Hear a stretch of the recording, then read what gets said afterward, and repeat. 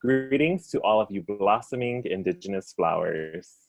My name is Helena Kapuni Reynolds, and I will be the moderator for today's roundtable titled Huliāmahi, Cherishing the Land and Caring for Our Communities as Radical Curatorial Praxis.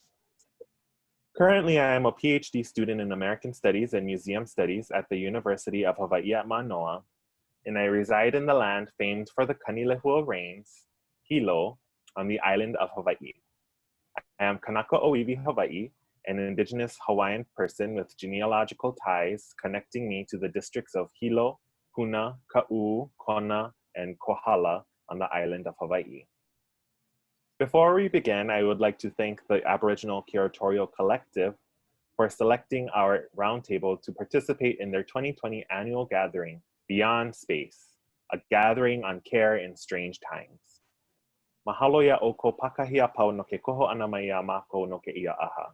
Thank you all for selecting our roundtable to participate in this gathering. I chose the word Huliāmahi as the organizing principle for this roundtable for numerous reasons. The word Huliāmahi in ʻōlelo Hawaiʻi, the indigenous tongue of Kanaka ʻōiwi Hawaiʻi, or Native Hawaiians, reminds us that many hands make for little work, whether that be preparing loʻi, which is a wetland terrace, for the planting of kalo, or taro, or the numerous hands that it takes to develop exhibits, orchestrate massive collections, relocation projects, and manage large educational programs. Huliāmahi also reminds us of the importance of connecting to the land and sea by forming intimate relationships with places, whether that is through growing food for ourselves and our families, or by visiting wahi pana, storied places throughout our lifetimes. In a world where land acknowledgements are becoming a standard mode of acknowledging indigenous presence and indigenous lands, indeed the Field Museum hosted a wonderful panel on land acknowledgements a few weeks ago, we wanted to take this a step further. Rather than engaging in a conversation around land acknowledgements, which does serve a significant purpose, we wanted to think through our ways of connecting to and remembering the lands of our ancestors through place-based familiarity and engagement. Thus, we dwell on what it means to Huliāmahi, to form connections collectively to the land and sea, and how these connections relate to and enriches our work as museum professionals and scholars. We assert that those institutions who are willing to decolonize or indigenize must also reckon with the lands and place-based knowledges and histories that their institutions are literally built on. What would it mean for a museum to not only recognize the indigenous nations whose territories they are situated on, but to actively engage in a process of learning more about the names of the lands, waterways, winds, and rains that surround them? To what extent can place-based knowledge and engagement transform our work within institutions to become more community-oriented and environmentally conscious? And how do place-based familiarity and intimacy aid in indigenous health, well-being, and self-collective care? How can we begin such a world-changing task within our institutions? Today, we have three incredible indigenous women joining us to share their experiences and thoughts about the importance of Huliāmahi and connecting to our lands. Their names are Ku'ulani Ald, Mina Ellison, and Teresi Bunadilo, and they will introduce themselves further at the beginning of our conversation. For this roundtable, I've prepared a series of questions around place-based familiarity and engagement for the panelists to speak to. After our conversation, we've scheduled in time for questions and answers, so if you have any questions throughout the presentation, please write them out in the Q&A box or in the chat, and we will address these at the end of our conversation. So without further ado, let's begin. And aloha mai e Teresi, Mina, and Ku'ulani. It's great to see you all here. Thanks for joining. Aloha. Aloha. Thank you. And so I was hoping that each of you could tell us a little bit about yourself, the lands and the seas where you're from, and how you ended up in your current career path. So let's start with Ku'ulani. Okay. Well, I am Kama'aina of Kavanui and Lehu'ula in North Kona. It's where my family has lived and ranched for many generations. The word Huliāmahi, I appreciate that you've chosen this for our discussion because, the meaning to collectively turn our hands toward the earth to work the land for nourishment. This is really, it's relevant to my way of life with my family. So it's something that has a deep meaning for me. Stewardship of the land that we care for, it includes caring for watersheds, the natural and cultural resources, place names. This is our kuleana, and it's what we do together as a family. When I was a teenager, I had the opportunity to attend Kamehameha School on Oahu, high school. And I think I probably thought, yes, the city is going to be so much easier. Of course, I want to go there. So I did, and after graduation, I went to study business in Hilo, University in Hilo. And I think it was these years away that actually strengthened my connection to the land. It's where I wanted to be. It's where I wanted my kids to be raised with their hand in the same soil, and for them to build their own relationship. And so we carry on, and that's me. And where do you currently work Ku'ulani? So currently I am with the Kona Historical Society, and I am the interim executive director. How wonderful. All right, mahalo. All right, let's go over to Mina. Hey, aloha, everybody. My name is Mina Ellison. I grew up on Oahu in Kailua, actually Mokapu area of Kailua, where I was born and raised by my parents. My mother is from South Kona, grew up in KA, actually in the house that I currently live in here on Hawaiʻi. And my dad is actually from Iran. So, he moved here, met my mom while they were in college. And so, just backing up a little bit, just talking about culture, it's always been a huge part of how many of us grow up here in Hawaii, whatever culture your parents are from, it becomes such an important part of who we are. So I did want to acknowledge my Perhana out there. So growing up in Kailua, always, whether I liked it or not, growing up, with aunties who spoke Farsi and realizing, all of these stories that are held, in language and in our practices. But anyways, I ended up going to University of San Diego and studying anthropology. So more of that culture, wow, learning about other cultures, learning about more or less the Western way to study cultures. And ultimately, through grad school, I went to New York University for grad school museum studies. My ultimate conclusion is, hey, cultures need to speak for themselves. That was actually my thesis. Let culture speak for themselves. They don't need others, really. I mean, anyways, they can tell their stories. Let people tell their own stories. So my background is really more academically in anthropology. And I was a curator at Kona Historical Society with Ku'ulani. I got the pleasure to work with her for 5 years and, learn so much about Kona and work with the artifacts, work with people, do oral history interviews, and through the exhibits there, tell the stories of people of the land, many times through these artifacts, and these photographs that have this amazing mana. And about a year ago, I started working at the Donkey Mill Art Center.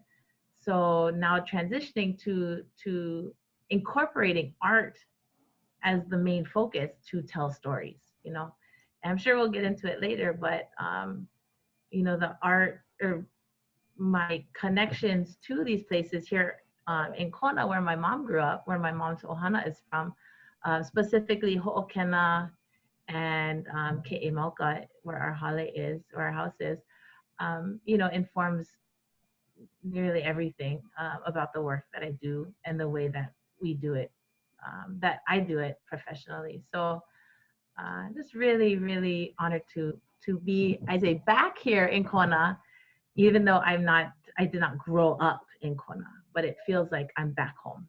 So, mahalo. Mahalo, Emina. All right, Dr. Vunadilo, would you care to introduce yourself? Yes, sure. I'm happy to do that.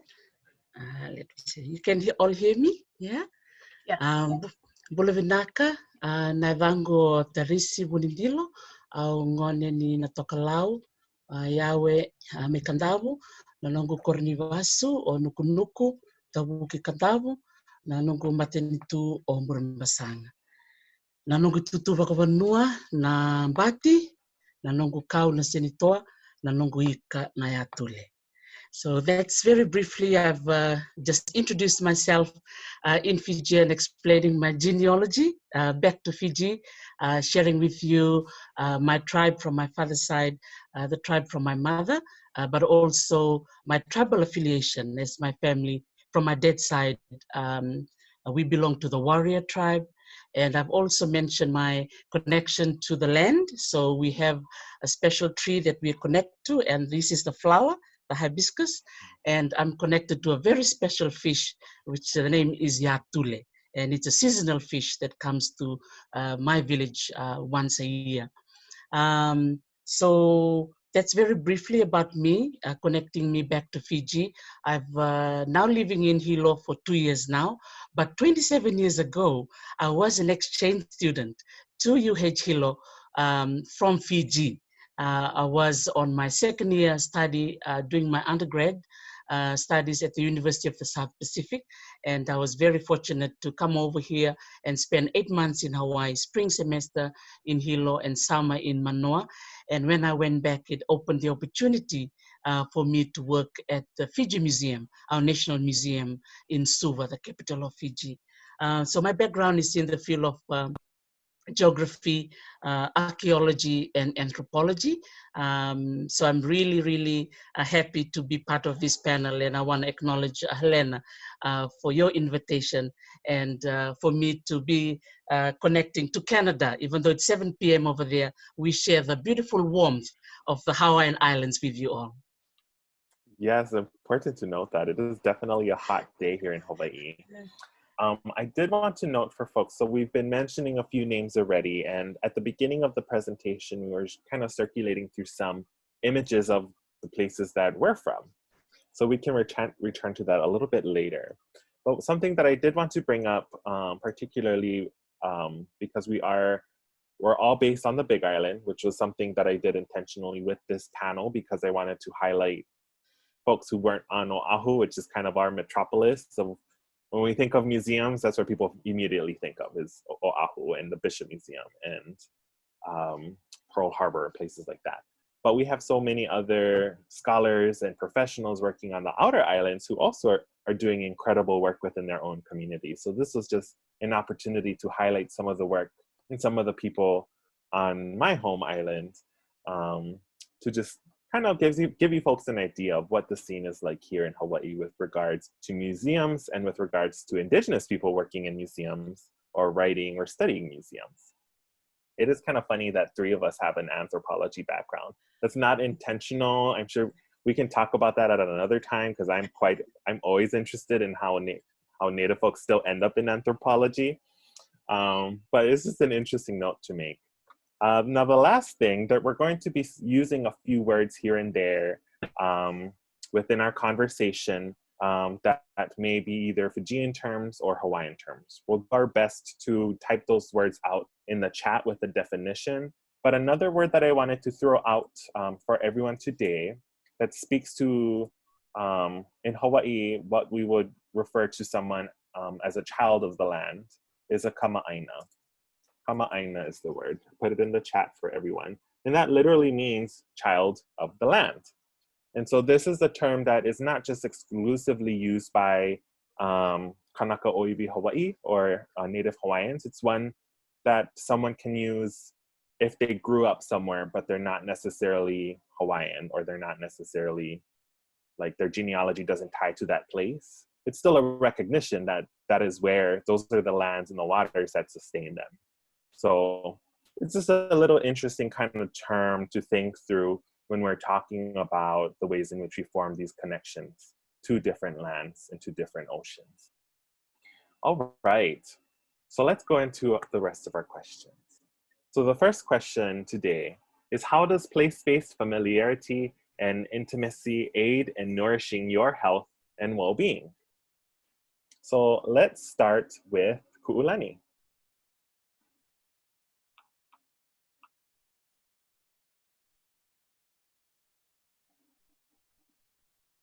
You have to unmute yourself. Okay, can you hear me? Yep. So your question was, how does, your question again? Sorry, Helena. So how does place-based familiarity and intimacy aid in nourishing your health and well-being? Oh, okay. Well, at the Kona Historical Society, I was involved, actually I started there. I was asked to direct a project that was going to be documenting Kona's ranching history, something that, you know, really needed to be done, and there was a push from the community for the society to do this, to take on this project. And so I think for me, it was, you know, it helped that I came from that background, and I was able to gain the trust of folks from the ranching community, and working with them, you know, just made it easier. They were willing to share their stories, and I got to document, you know, their histories and learn so much from them. But, you know, that felt, it was a privilege to be working with this group. And so I think coming from that same place, you know, and understanding the knowledge that they hold, that these are the folks that have intimate connections with the land. They understand the place names, they know the geography, they know the stories. You know, something about the ranching history is, these are families that at a time when the Hawaiian language was not allowed, or not allowed in the schools, it was frowned upon. This was the working language, and so they continued to use this language. They continued to use place names. You know, all of this was shared within the families and passed on through the families. So, you know, I think of them as the carriers of culture. You know, they really, by continuing to be connected and using, you know, these cultural terms, and they really did preserve this part of our culture. And so being a part of that, I mean, it's nourishing. Yes, it's fulfilling. Yes, I feel privileged to have been part of that project. So on top of your own personal connections that you have with places like Lehula, the work that you're doing at the Kona Historical Society in particular is in some ways another layer of creating that place-based familiarity with other parts of the island through these kind of ranching families that you're working with or worked with for this particular project, yes? Yes, yes. There's a lot, I think, that, I mean, through this effort, we realized that there's so much that hadn't been recorded. And so it just wasn't known, you know, outside of the families. And I think that for a while, folks just didn't feel that there was a need, because several families would be, you know, on the land for generations. And so they pass it down amongst themselves, but it's not really recorded or known anywhere else.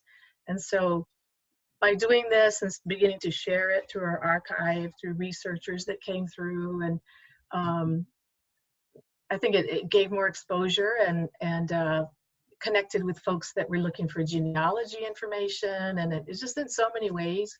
And actually, when I first started, I came to the Historical Society as a volunteer, and I had a chance to mentor under our historian, Jean Greenwell, and she was working on documenting place names of Kona. She worked together with Lloyd Soren on that project, and so I was intrigued because I was familiar with some of these place names and just wanting to learn more, you know, about them, and then curious about, you know, what place names in other parts of Kona and of the island. And so I got involved in that, and so that was a big part of what led me in this research too, is the paddock names were, you know, important place names. They told you about water sources and all these features of the land that, you know, maybe were not anywhere else, but I understood the importance of place names. And so we tried to share that as much as we could with folks coming in to do research. And maybe, you know, we were under a drought for like 30 years. And so a lot of development happened during that time. And folks didn't know that some of these areas they were intending to develop were maybe there was heavy rainfall, and the name would tell you that, you know, but they wouldn't know that because we were in a drought. So, you know, those are bits of information that were important. So hopefully we made a difference that way. Absolutely, thank you. Yeah. All right, Nina, how does place-based familiarity and intimacy aid in nourishing your health and well-being?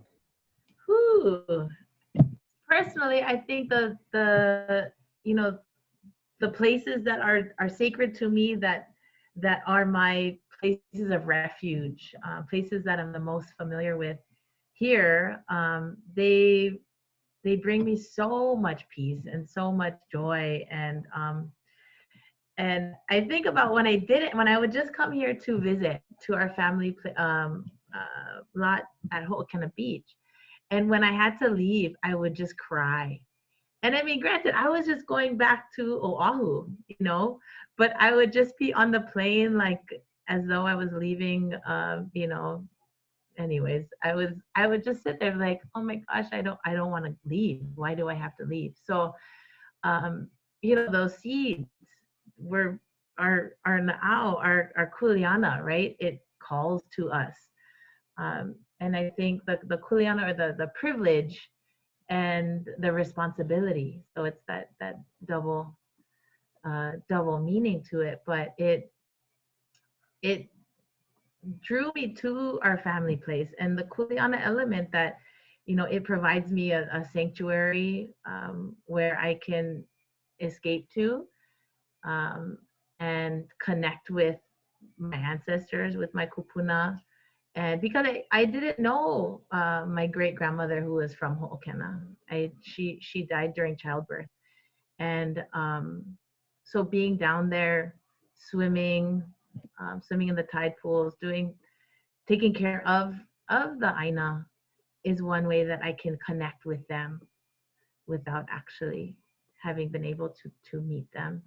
And also, it's like job security every time I go down there, right? You have to malama, you have to take care of it. So that's the part of the responsibility that you know, that I've chosen to embrace. Been fortunate enough to embrace that kuleana, and because I didn't grow up here in Kona, it's a growing relationship, really. You know, the more that I learn about the kehau breezes coming in the morning, you don't want to sleep on the Mauka side of the house because, you know, it might get cool in the morning. Just getting to know, the more I learn about the place, like I said, I learned more about my kupuna, and I learned more about myself, and listening to myself, and you know, it's that time, reflection time, being away from Zoom. I love Zoom, but and getting to recharge with our kupuna. Right next door is actually the old church, Pukana Church. Some of our ohanas buried next door. We always kind of joke that they're the best neighbors you ever want because they give you good mana and they're nice and quiet. So,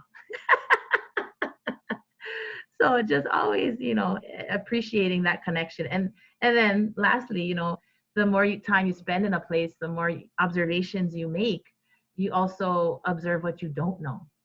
So, you know, between the taking care of the land, making sure it's nice and taken care of, you know, you start wondering about different elements of the aina. And Ku'ulani and I a few weeks ago got to talk about the wells that dot the shoreline. So I can ask Ku'ulani and get to know more about our own aina.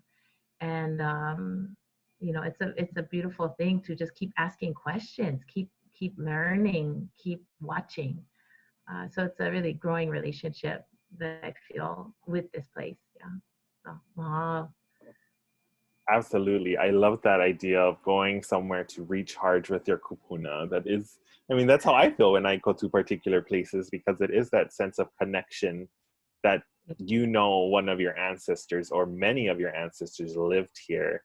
And so there's a sense of familiarity, but also in some ways you feel an embrace of just being welcomed, and as if you could just be yourself and just re-energize and continue the work that we're trying to do. Yeah. Right, Okay. right. Yeah. Okay, Teresi, how does place-based familiarity and intimacy aid in nourishing your health and well-being? Yes, thank you for that question. Yeah, and I think for me as a teacher, because I teach 4 days of the 5 days of school, so there's a lot of that theoretical work you have to do with the teaching. So I find going over to the farm, you know, as the physical element of relaxation. It's interesting, you know, when you say you have to do physical work to relax, because it does. You know, when you're touching the soil and you know, planting the woke or planting the tomatoes, or even, you know, cutting the grass, very, you know, things that you often take for granted becomes very beautiful at that particular moment. So for me, you know, as Mina was saying, you know, that self-reflection time, we always go over to the farm either early in the morning, just before sunrise, or just when it's close to sundown. So we get to see the beauty of the skies and the things that you know don't normally, you know, see when you're inside the house teaching. And so those are the things I really love, you know, when you're connecting to the land. And for me, being a visitor to this land, being from Fiji, I know this prehistorical connection to Hawaii. I always find something that connects Fiji to Hawaii. I look at the plants and I think, oh, that's the same plant we have. I wonder what the name is. And so every day I look at certain plants, or I look at certain birds, I try to translate into the language that I'm familiar with. So that's a huge connection for me. So 3 things that helps me nourish my own life, if I can answer that question. The first one, it grounds me. It really grounds me as a person, and I really appreciate the Big Island for offering that to me. Secondly, it reminds me of my indigeneity. You know, it really reminds me that our ancestors, the land was part of us. We were not separated from the land. We were part of the land. And thirdly, is allows me to be physically active, you know, from sitting and being on Zoom, you're sitting down for quite a long time. So when you're out there, you know, in the bush and out there in the farm, you know, there's a lot of movements, a lot of walking around, picking. So you actually moving your whole body. And one thing I have to say, I'm also enjoying the fruits that are all around the farm. So I get to consume a lot of guavas and the cherry guavas around the place where we were. So I get to reconnect with all of these plants, which makes me appreciate living here on the Big Island. Great points, Teresi. And for you folks here, I wanted to just highlight that one of the other reasons that I asked these three women to participate is because they each kind of represent different experiences of relating to the land, to specific places. You have one person, Ku'ulani, who was born and raised in Kona and works in Kona. You have Mina, who has genealogical ties to Kona and has since moved back to the Big Island to reconnect with those places. And then you have Cherishing, someone who is Indigenous Fijian who came to Hawaii to work at the university, but is forming connections and relationships with those in the community to form relationships with this place, with this island. And I just want to throw it out there just because I always find it fascinating when we think of Pacific studies as a field, and everybody cites that Sea of Islands essay by Epeli Hau'ofa. It's a really, really seminal reading. Well, his inspiration for that paper was on his drive on the Big Island from Kona to Hilo. And he's driving through the lava fields, and he's just inspired by this place so much that he develops this understanding of the Pacific being this larger area of connection and networking. So I just wanted to put that in there too, just to say how special our island is. And all of our places are special, but you know how we can be with our own places. We just love them so much that we just have to show them off sometimes. All right. So related to this question about how place is intrinsic within our own well-being, I added a third question that deals with how does this place-based familiarity or engaging with place, now how do those relationships enrich our practice as museum professionals and as museum scholars? Now I will let Mina take a stab at this question first, then I'll do Cherishing and Ku'ulani. So Mina. Oh, switching it up. So, through my work at the Kona Historical Society, obviously we're working with a collection that is all Kona, and that really was a true gift. And I admit, I do miss working with the collection there, and helping take care of it. And through my role at the Donkey Mill Art Center, as a curator of the exhibitions here, this connection to the Aina here, really, I can't emphasize how much it impacts my curatorial process and the actual exhibits that I have been curating. So on Saturday, we just actually opened up an exhibit that is called Namala, Layered Landscapes of Kona Coffee Heritage. And I invited 19 artists to work on pieces that explored their relationships with the Aina of Kona and the layered landscapes that, it's not just one thing that creates our unique environment here. It's many, many layers. It's our natural environment, our unique weather patterns that is flip-flop from other places in Hawaii where we have wet summers and dry winters. We have these beautiful mountains that protect our slopes. We have well-drained soils.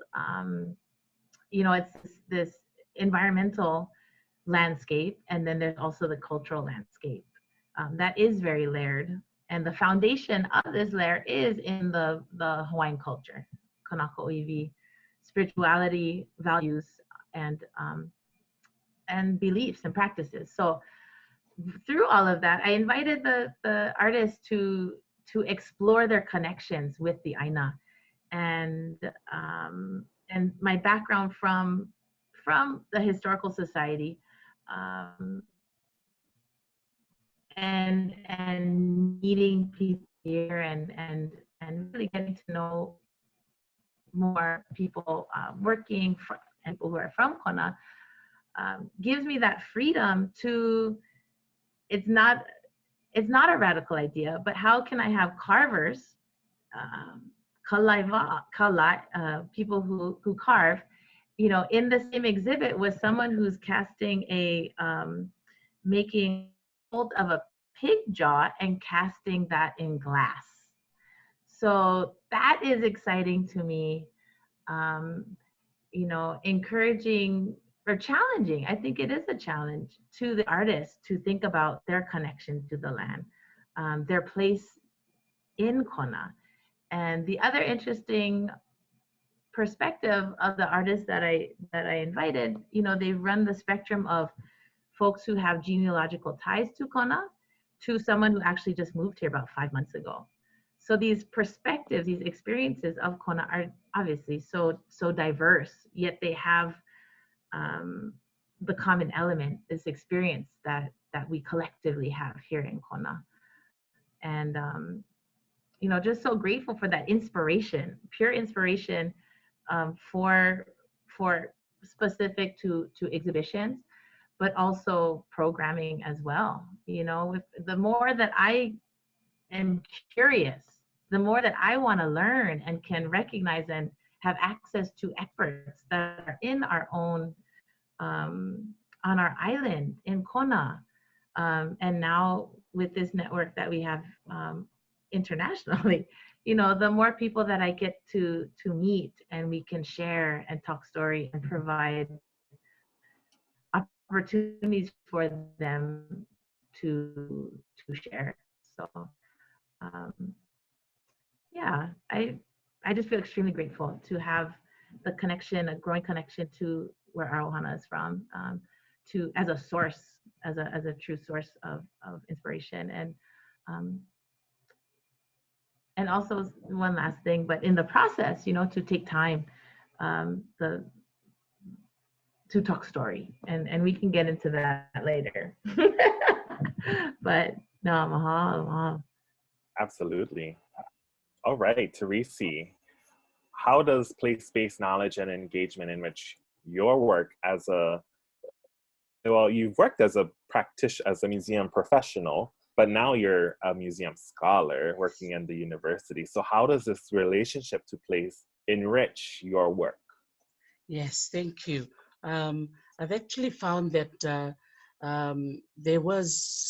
that transition was very smooth, you know, all the way from the museum field into the teaching here at the University of Hawaii.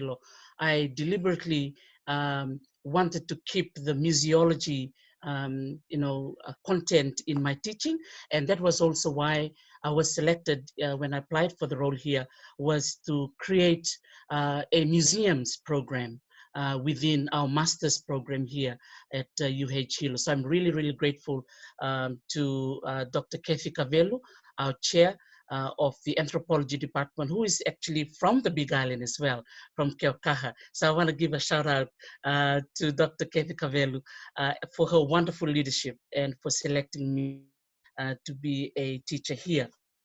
So for me, coming over to UH Hilo, I was really happy when they chose me to be the advisor for the Kuika Piko Anthropology Club. And I was really happy because that's a good way for me to work with students. And so when the opportunities came for us to go on Huaka'i, I welcomed it. I talked to the president of the club and said, let's go to North Kohala, let's go to Kona. You know, we went all over the island and even planted kalo in Keau. And it was so lovely to bond with the students, and the students also from different cultures here, I must say. We have students from Japan, students from the mainland. And a lot of them, like when I usually ask them, have you seen a kalo before? Or have you planted it? You know, the look on their face is like, no, what is kalo? And I said, let's go, we're gonna teach you. And so that hands-on work, you know, with the Kuika Piko Club and the planting and the, you know, hearing the whole tradition of the Hawaiian way of doing things was so, so enriching. And even though we spent the planting from 8 to 12, our host, Ruth, who is also Tongan, was very hospitable and cooked us a dish made of kalo. So we were planting kalo, but we also ate kalo for lunch, which was really like a really holistic experience, not only for me, but for my students as well. The other second point I want to share that we have a student who's doing her master's in Ava, in studying about Hawaiian Ava in Puna. As we know that in Hawaii, Puna was like the cover central of Hawaii. And so I'm really, really blessed that I'm part of her committee. And I've been out and about on the island, looking for ava, planting ava, drinking ava, which is really, really awesome. And it has really, connecting my work in the university, my work in museology, looking at the prehistory of ava, but also helping our students reconnect, back to their history. And it's so wonderful that this particular student is of Hawaiian background. And what a beautiful way that I'm Indigenous from Fiji. And I also have to acknowledge my husband, who's also from Fiji, who happened to join me in one of that huaka'is. And apparently the student told me, oh, we actually don't know how to do this part of the process. And my husband just stepped in and said, I will do it. I will show you. And that was so beautiful when I had the camera on, I had the video on, and it was so nice to see the connection between the Fijian Indigenous knowledge and the Hawaiian Indigenous knowledge coming together. That was beautiful. As a past president of the Kuikopiko Anthropology Club, I will just add that, being able to go on huaka'i, which is our term for kind of a journey, a field trip of any kind, an excursion, that was very formative for myself as a student. At that time, I thought I was going to be in archaeology. In some ways, I still kind of am, but I don't really like to do the field work because it's a little bit, I don't like having to walk through bushes all the time. In Hawaii, it's really hot. But being able to go to these places to become familiar with the amazing places that we have around our island, in some ways, I think pushed me towards this focus on collections and now more broadly museums. I didn't really think I was going to be in this field when I was a student, but over time, I've gravitated towards trying to address issues within museums, particularly in the islands. But that, I guess one of the things that I'm hoping that we can highlight through this conversation is that just because you want to work in an institution like a museum doesn't necessarily mean that that should disconnect you from those places that you connect to, or that you have to stop doing things that you've done in the past to create time for, developing certain museum skills and whatnot. Sometimes those things go hand in hand with regards to learning how to work together with people, or learning how to come across difference, to be able to, drink kava together, and to be able to know people's strengths as well as their limitations, so that we can continue to Huliāmahi, to continue working towards the common goals that we share at certain points in our lives. So I'd like to turn it over to Ku'ulani now to answer this question. And as interim executive director for Kona Historical Society, how do your connections to place inform the work that you have been doing at the society for so many years? But I've been enjoying watching listening to your stories. So let's see. These are places, like you've all expressed, we have these places that are so special to us, and that we're connected to. And I feel like I understand Kona. This is my home. Kona is where I've raised, and Kona Historical Society, it's what we do. We have our community history preserved here. So how do we connect people to our history, and how do we share it? That has been really important to me. And one thing that this is a good time to be thinking about this too, because we all are in this pivot, of going forward. What's our focus going to be?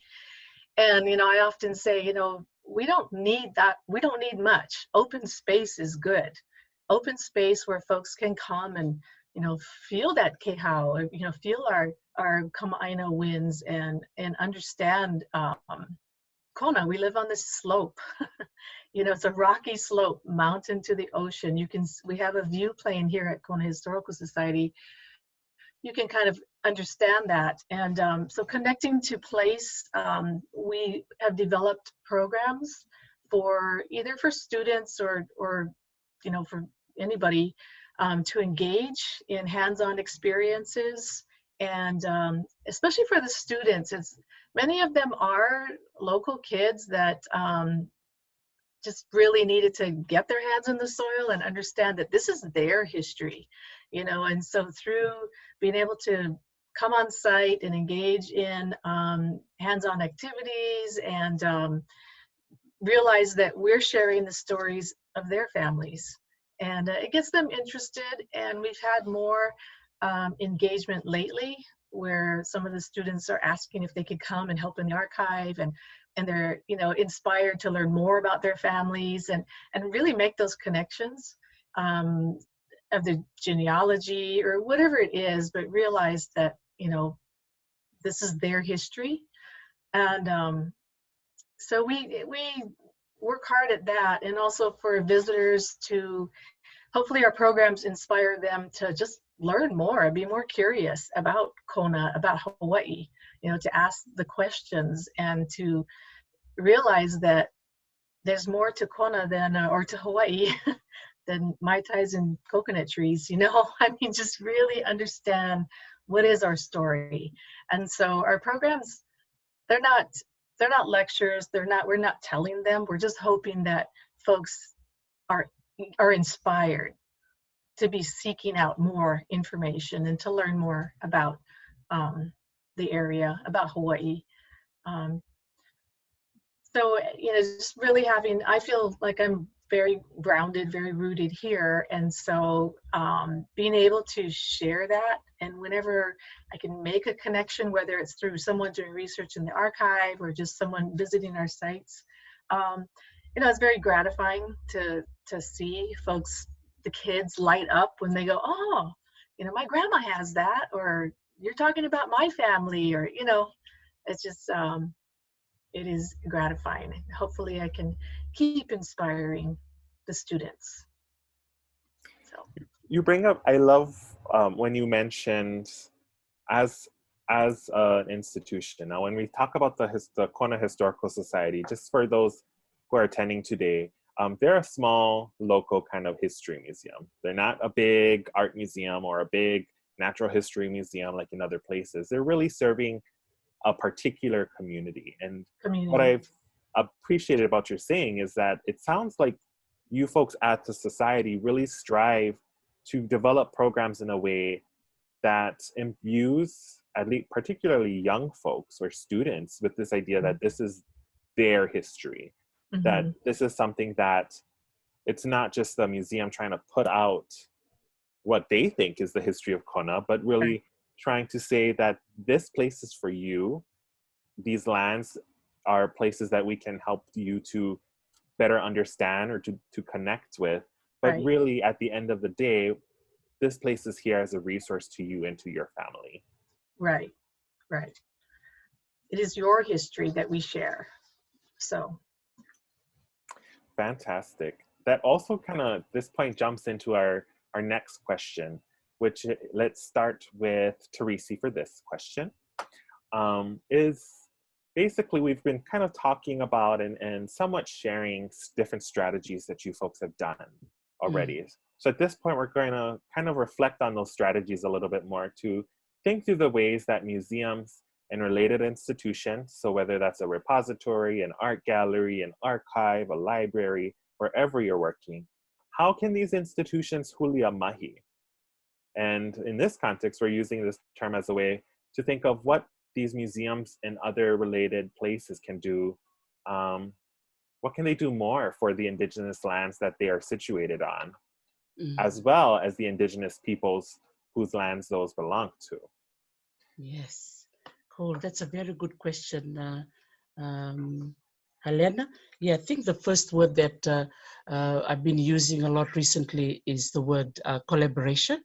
And I think it's very important that museums should not stand alone, but also look at other institutions and look at something that they are that they connect with. And I'm sure all of our heritage institutions, whether we are, national parks or libraries or archives or museums, our target audiences are our community, our people.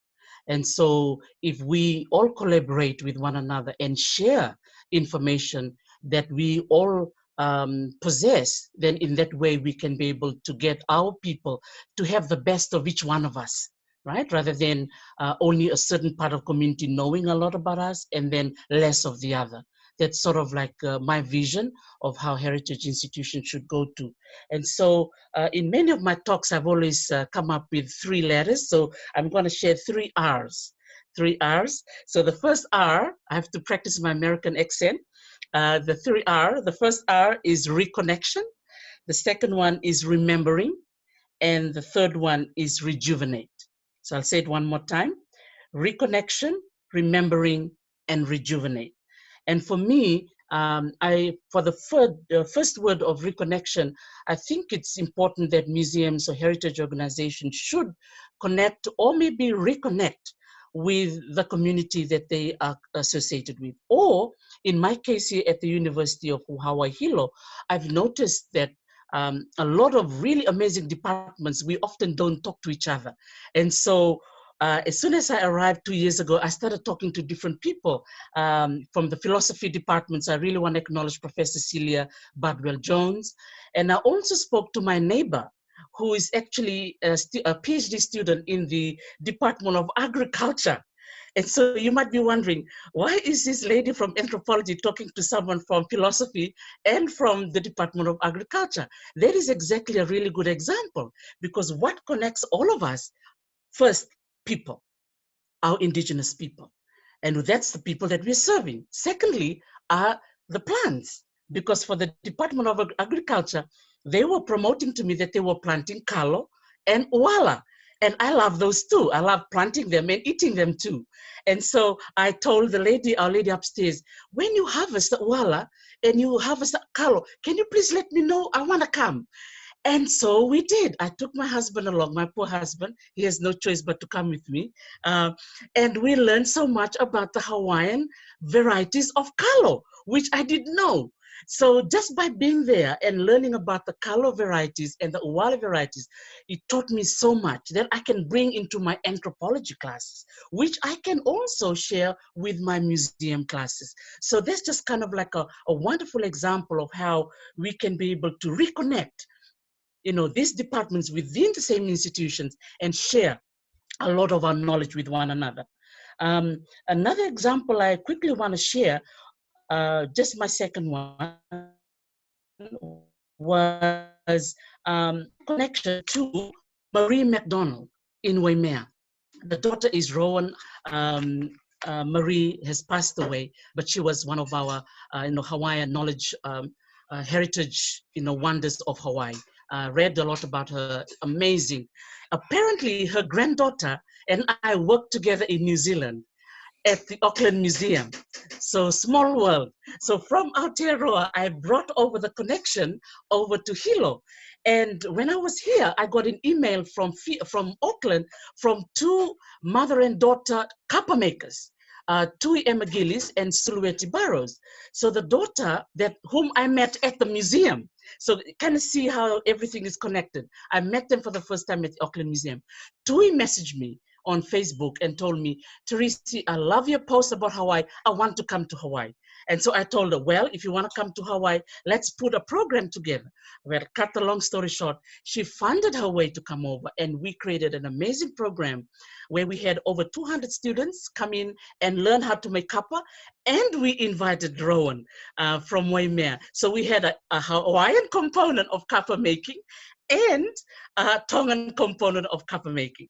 And it was such a beautiful program. So I just want to say that the word reconnection, the word remembering that Tonga and Hawaii has such a very close relationship historically, and the kapa, the wauke, was the plant that connected the 2 countries. And of course, the word rejuvenate. We can rejuvenate our energy, we can rejuvenate our relationships, and we can rejuvenate our indigenous knowledge. I think another word to add, it's not an R though, is that I mean, you have taken the initiative on these things. It's not that you're waiting for someone to do it. You make these connections and you're like, hey, what can I come and harvest kalo with you guys? So I think that's part of the lesson is that we have to take that initiative and translate it for, let's say, institutions. Institutions have to take that initiative to form these kinds of connections and relationships as well. One thing that I can think of as in terms of maybe not a deliverable, but something to think of is, if organizations are looking to develop this kind of programming around place, about learning more about where they are, then perhaps, identifying and reaching out to, what would be I don't know how I would describe this, but to Indigenous nonprofits or organizations that actively work to either care for the land, to, do reforestation projects, to maintain particular places. Those are the kinds of organizations that we need to think about when we are, trying to develop these kinds of connections and relationships to place, in hopes that it will transform the institution as well as the staff who are within those places. So thank you so much for bringing those points up, Teresi. So next we'll move to Ku'ulani. And what are some of your thoughts on how institutions can kind of instill or create more programs or an institutional culture where we're thinking about these connections to place and about Indigenous connections to these places? Right.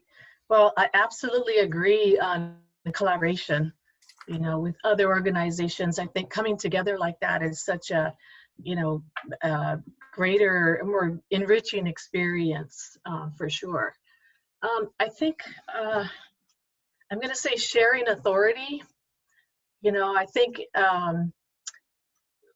archives and museums, they should be humble and, really create a safe space where folks have a voice, where they can share their stories, where their histories are recorded, the Indigenous language, the music, the Indigenous culture, it's our foundation. So let our kupuna be the authority, let them have a voice. And it's something that, we do have a lot of oral history in the archive, and we don't always have a chance to share them unless someone's coming in for research or whatever. But through the exhibits, I'm always excited when we can bring out these stories and let these people speak, let their voices be heard. It's their stories. And so allowing them to be the authority on that story. So that's one thing. I think I mentioned place names earlier. It's something really important to me. And ensuring that proper place names are used and that folks understand that there isn't a place called Kona Town. It actually has a name, a lot of the names have been lost because they just didn't know, and so people gave them different names. But I think the place names are really important in being respectful to the land and to understanding the place. So learning the place names. Something that came out of our research with the ranching project is that in the initial survey of the story that was published, we realized that the story was really about the foreigners that arrived in Hawaii around 1850, and they bought land and they became the ranchers. But we were wondering, so what was happening elsewhere? What was everybody else doing, And so we looked for primary documents, primary sources to help us to really understand what life was like during that time. And so we found the Hawaiian Kingdom tax records, newspapers, personal journals, boundary testimony, these pieces that were primary documents. And in analyzing that, we realized that collectively, there were more Hawaiians involved in the industry. They own the livestock and they're very much involved. And so that would change the way we record the story. So we had to huli that story and, so that it reflected the facts. And after we had this understanding, then that became the base of our story. And so I think that's important, that you make sure that you have, that we have the facts, and that we acknowledge, you know, the Indigenous folks and their contribution, and how that part of our culture is threaded or carried on, you know, shared throughout the story. Okay, that's all I can think of. So thank you. That's lots to consider. One thing I'd like to kind of highlight with what you were saying is, you know, if we're trying to think of first steps for an institution, it can be just learning to play well first, connecting with the Indigenous communities that Yes. your institution is on. That's important. But second, start with place names. Start identify those key stakeholders or those kupuna who know those names, and work in collaboration with them and those communities to see, well, maybe the institution can help to secure funding to do place name projects, to get folks to start using these names more frequently, even at a museum, because as many of us know, there's still a large segment of the population who sees museums as these sites of authority. We've been kind of challenging this perception over the decades, especially Indigenous folks who work within these institutions. But at the same time, because there is folks coming to these places, it's such a great opportunity to first get people even thinking about the fact that you are on Indigenous lands, but two, that you're adding another layer of familiarity or of reconnecting to these places in a way that hopefully leads to further kind of initiative on part of the visitor or other folks coming to the institution, whether that's, you know, our children or grandchildren. And you have to plant that seed of being interested in learning about these places and visiting them in order for them to cultivate it over time, so that, you know, they can think of these places. And for myself, when I use the names of a particular place, the Indigenous names for those places, there's a sense of gratification and a sense of, I'm doing something right? It's not just the Captain Cook Monument, or I'm trying to think of like English names on the Big Island, but the Big Island. The Big Island, right? That's one. Right. There's, right. you know, but if we don't use them, then they are lost. If we don't hear them, yes. No, and through that use, in some ways, we're connecting to those places. We're calling them out, really, to kind of form these connections that we desire and we hope to instill within ourselves and within others. Okay, Nina, I think you're the last person for this question. No, mahalo. I mean, hard to say anything more, you know, substantial after that. But I can try. No, you know, through this year, our organization, you know, we've been lucky that we've all continued to work, and we did close down. However, it was a really important opportunity for us as an organization to reflect on who we are and what we're doing and who we are doing it for, and thinking about who do we mean when we say community, right? And we do use that word a lot. And through discussions with our team and with our executive director, you know, it became very evident that we needed to take care of of the land that we get to Malama, the land that we are on, our site, our physical site.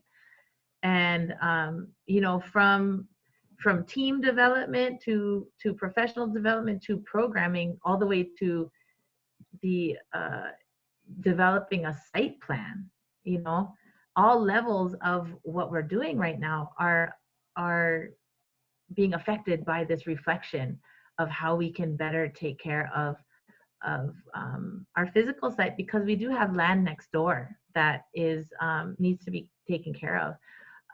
So through that site plan, we've decided, okay, well, we're gonna focus next year on our fiber studio, you know, and so that will trickle into our exhibitions, you know. So building a couple program for next year and an exhibition. So I'll have to talk to you, Teresi. Maybe your friend can come back. But also the collaborative element too.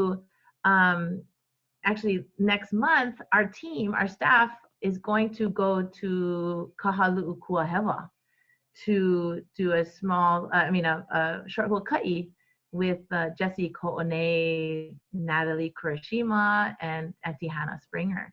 So we're fortunate that our leadership supports us in our efforts to get to know folks in our community and get to know our neighbors, get to know this aina that we're so blessed to take care of.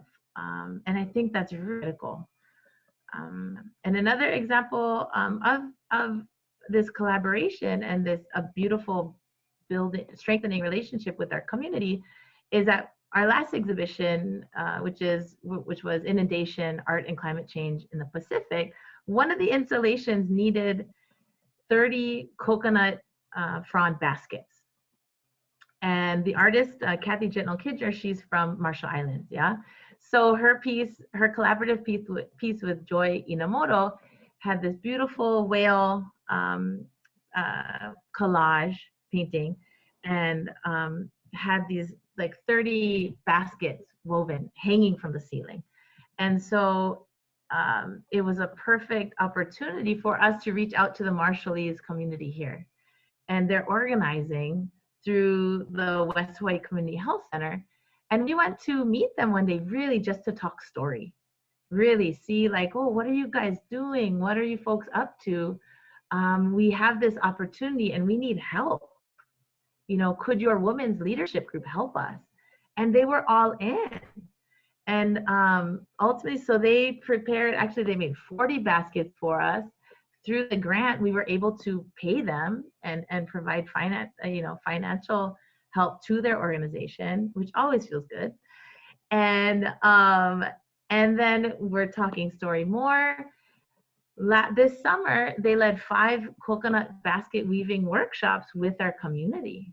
And you guys know well, all of the knowledge and that can come out of talking story while you're weaving, while you're doing anything, provide opportunity and space to learn. And I mean, I think maybe I'll get into it later, but this talking story gets kind of thrown around as something really casual and not insignificant, but what I would like to do is just emphasize the importance of spending time and talking story, because is it breaking up? Because that's where that's where the real relationship building is. And I get into it later, but I'll just say it right now because I'm excited. But surrendering to the process, embracing the process without having a desired outcome, just letting yourself go, building a relationship, even without knowing where it might end up, is one way that we can, allow ourselves to be Hawaiian, allow ourselves to be Indigenous, and anyways, that's all I say. Thank you, Mahalo. So I'm one of those people that my Instagram is, I don't follow many people. I follow mostly organizations because I just want to see what they're doing, right? And Donkey Mills is such an excellent example because you hear the name and you're like, what? But I mean, you guys have been doing such incredible kind of collaborative projects recently, bringing in different kinds of community. Yeah. I mean, museums tend to have these kinds of projects where they're trying to reach out to a community, but the challenge comes with maintaining those kinds of connections, right, over time, and not just kind of using folks for this one project. So I'm really excited to see where, these collaborations that you folks in Kona in particular are working on at Donkey Mills and at Kona Historical on, how, on the ways that you folks are forming these relationships, but also thinking about how do you maintain them over long periods of time as opposed to just for a single project. Right. But it's always, I mean, I'm always happy when I get to see what's happening out on the Kona side. Me too. So we are at 2:15, and I think I'd like to open it up for any questions or remarks that folks have. You can either submit it through the Q&A box, or you can submit it into the chat. Either should be fine. But if you folks had any questions you have of us, or that you thought of through this panel, please just let us know. We'd love to hear your thoughts. In the meantime, I'm going to pull up a quick presentation that Teresi prepared with photos. Is this playing? Can you see that? Yeah, so if Teresi, you want to kind of share a few points, because she shared with me a bunch of photos, so I just wanted to give her a few minutes to kind of go through them. But in the meantime, if you folks have any questions or points you want to bring up, please write those out. Okay, mahalo, Helena. Okay, Let's just go okay. Oh, here. yeah, okay. Yes, so I use the word vanua and honua, farming stories from Fiji and Hawaii. So I selected some photos from both Fiji and Hawaii, and pictures that is connecting to some of the interesting work that I've been doing so far here, but also back home. So let me see, how do I move it easily? Okay. Oh, are you controlling it from your end? Yes, so just let me know. Okay, yep, you can go to the next one. So these are just some pictures that I've taken over the years. So when we go to Fiji, so my husband is originally from Namosi. Namosi is one of the 14 provinces in Fiji. Fiji is made out of 300 islands, and in the world map, we're just one dot, but when we make it bigger, there's 300 islands. So we are one of the 14 provinces. So usually when we go, it wasn't just lying on the beach or swimming every day. This is what we do. We go out into the farm and do some farming. So we have a kava farm, so ava farm, as well as kalo and other vegetables. Yeah, we can go to the next one. Yep, so this is a picture that was taken the drones. The drone actually belonged to one of the teachers or the niece of a teacher who were there in that area, and they were taking photos. So that was the picture before. So you can see the mountains surrounding the place where we are. And this is what we usually do. So there you go. So this is the mountains. So our place is surrounded by mountains, and our house, if you can see closely there, there's a red roof. That's our place. And that's our river that flows on the right-hand side, and on the right-hand side, our farm. So we've been doing this farming since 2016 when we were going back to Fiji. But my husband stayed back in 2018 for 9 months to build our house. So now we have a hale in Fiji. So if you're wanting to come over, so that's a picture of the house on the left-hand side, and that's the river that you can see from the drone. And just 2 weeks ago, we hosted the first ever Namosi Marathon, and our house was used as a water station. So we were very happy that the organizers of the marathon worked with us, and we offered our place for free, to tell them if the runners, they need a place to rest or if they need to rejuvenate, using one of the R words, they can hang out at home. And so that's what they did. So it's a really beautiful place, very green. And these are just examples of some of the ava we've been planting. And that's our home. I call it my hotel, the Ngasandra Hotel. And it's a 3-bedroom house. So my husband and my son will be going back to Fiji in a few months' time when the border opens to extend the house and build a couple more homes for people to stay in if they want to go up. So we want to welcome people to come over and plant. so they can have, you know, a relaxation and a cultural experience, and also, you know, plant the land and be part of our kuleana, our responsibility. Eh? And so from Fiji, we fast forward to Hawaii, and this is what we've been doing. I have to acknowledge Professor Celia Bardwell-Jones, the professor I mentioned to you all about. She's a professor from the philosophy department. She's originally from the Philippines, and she owns a 20-acre farm. So one day we were talking, so that's why talk story is what Mina and Kuulani was saying. You know, talk story is so important. So while talking to her, I mentioned, hey, we have a farm. So her ears like went like that. And she said, you mean farming? I said, yes. And so she said, would you like to come to my place and plant?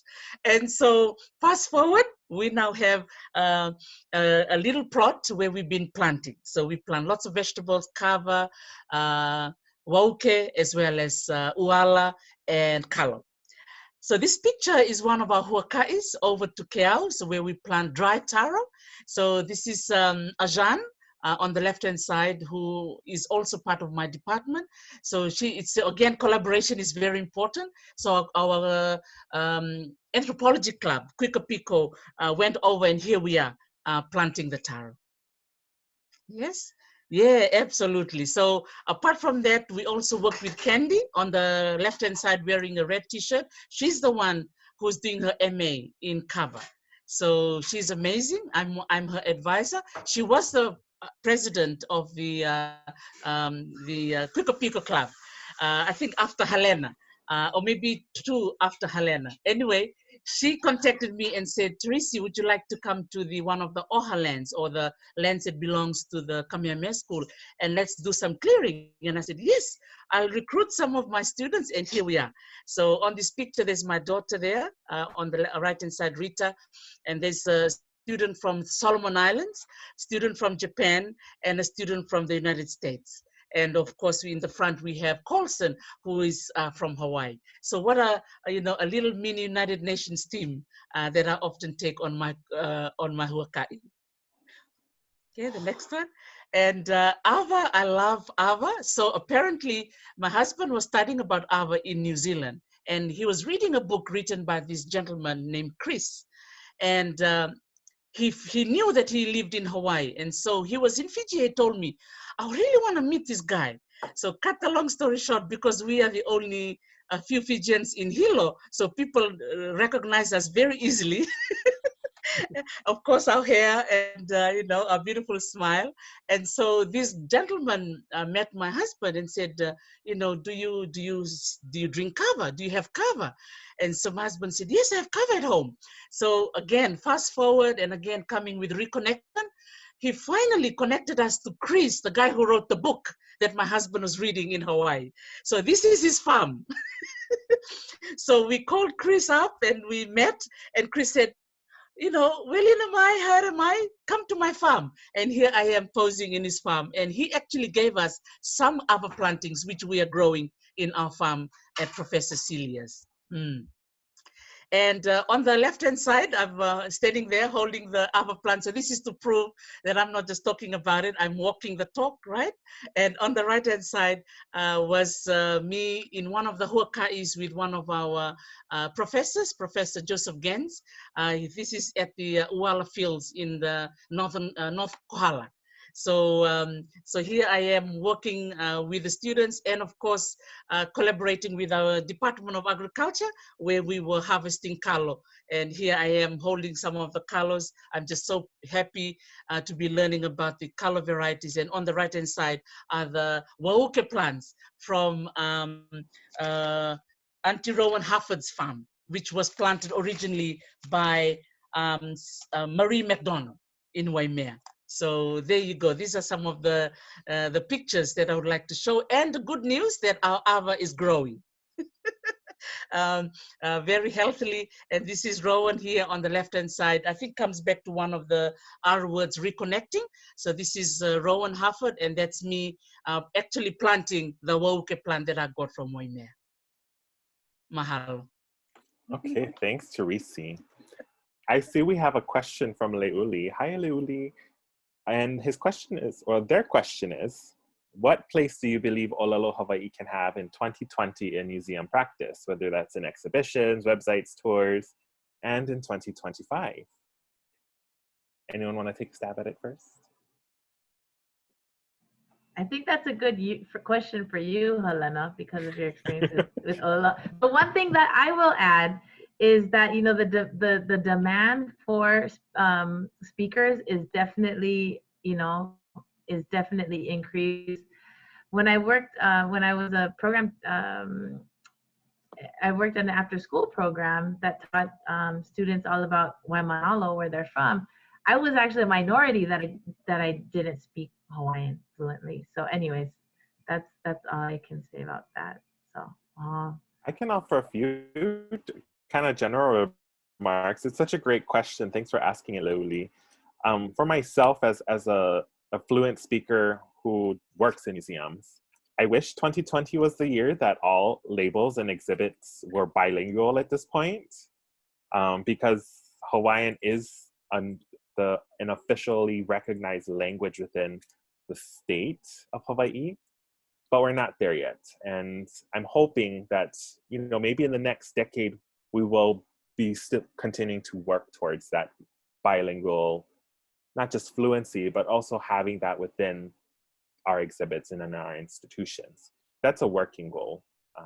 In the meantime, I think that, you know, institutions and organizations can just start, you know.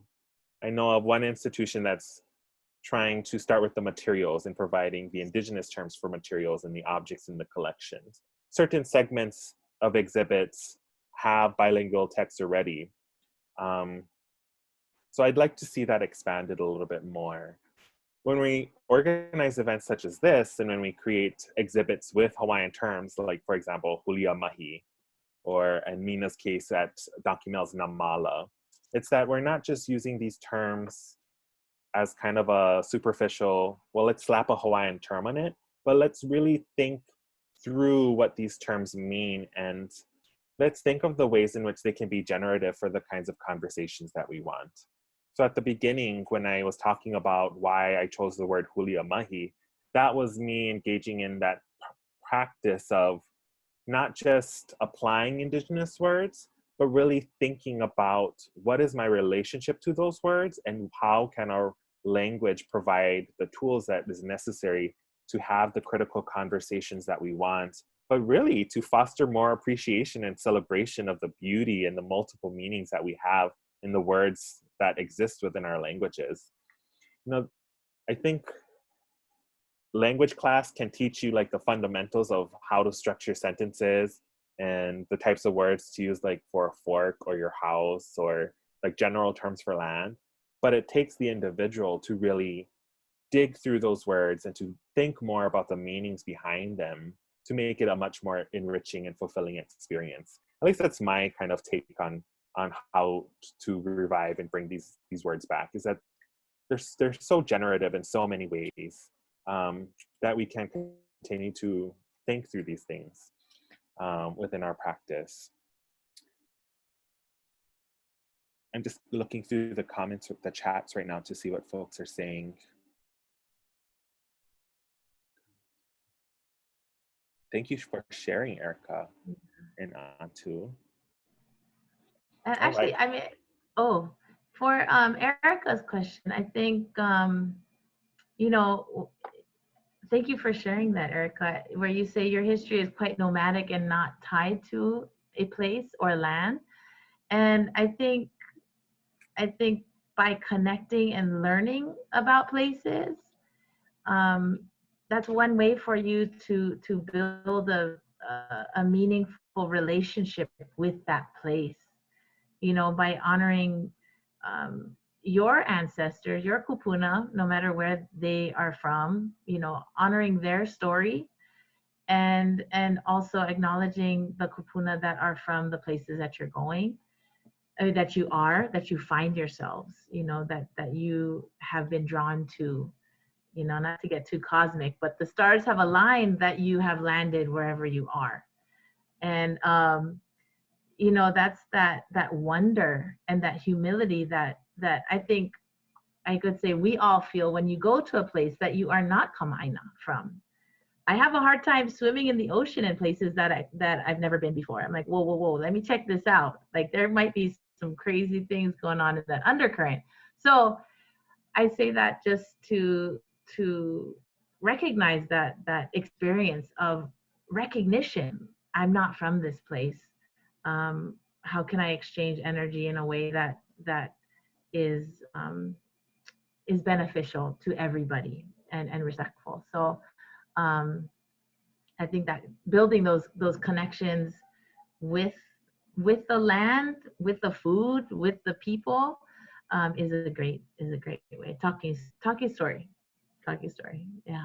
Absolutely. I think in what Teresa's kind of example demonstrates is that as someone who really didn't know that many people on the big island, Hawaiʻi Island, when she moved here, you know, she made those connections. She heard about the ag department doing all these things and made connections with other professors. She's reached out to community members on the big island. So I think as Indigenous peoples, that's something that we have to constantly work towards is when we are going to these places, how do we connect to our Indigenous cousins and relatives when we go to these places? Part of the issue is that we don't know when we go to these places. Like there's not a place that we can go to like look up these organizations at the moment. It takes a lot of work on the individual to try to make those connections firsthand. And sometimes it's intentional, sometimes it's happenstance, like it just happens. The stars are aligned, or you know, our ancestors, the ancestors are communing amongst themselves and are like, oh, let's put our descendants in touch with each other. But you know, it's up to us to make those connections with each other so that we can get to know the land in ways that we would otherwise, or land and sea in ways that we might otherwise not be able to if we just go and visit different places without making those kinds of connections. I would like to just say something quickly in response to Leoli's comment about the question about ʻōlelo Hawaii. That's a really good question, because what I was going to suggest or say from my experience of looking at ʻōlelo Hawaii from an Indigenous perspective is to look at some good examples of you know, language revitalization programs around the world. There's some really good best practices or good projects. So rather than reinventing the wheel for Hawaii, you know, you can look around and see what's working in some countries. If I can give an example, because I used to live in New Zealand, and I know the Hawaii islands are very closely connected with Aotearoa. You know, their bilingual policies is amazing. Te Papa and now Auckland Museum is now looking into putting our Indigenous languages as a primary language in the databases of the museums, so that the first, like a Samoan word comes first and then the object, or the Fijian word and then the object. So those are some really good examples. So I can send you the link if anyone is interested in that. The Pacific Collection Access Project is a really good example of that. The second one is the language weeks that I was part of in New Zealand for over 10 years. I was kind of like helping out in promoting the Fijian language. So in New Zealand, throughout the year, each of the Pacific Island groups celebrate their language for over a week. Even though there's an argument, you know, oh, you should be speaking it every day, 365 days a year. Of course, yes. But I noticed that when there's a spotlight on a certain culture, certain language for that particular week, there's a lot of attention given to that particular culture, and a lot of programs and funding and everything that will benefit the artists, the community. Right now, it's Tokelauan Language Week. So we have to celebrate the Tokelauans, that they're speaking Tokelauans in Aotearoa.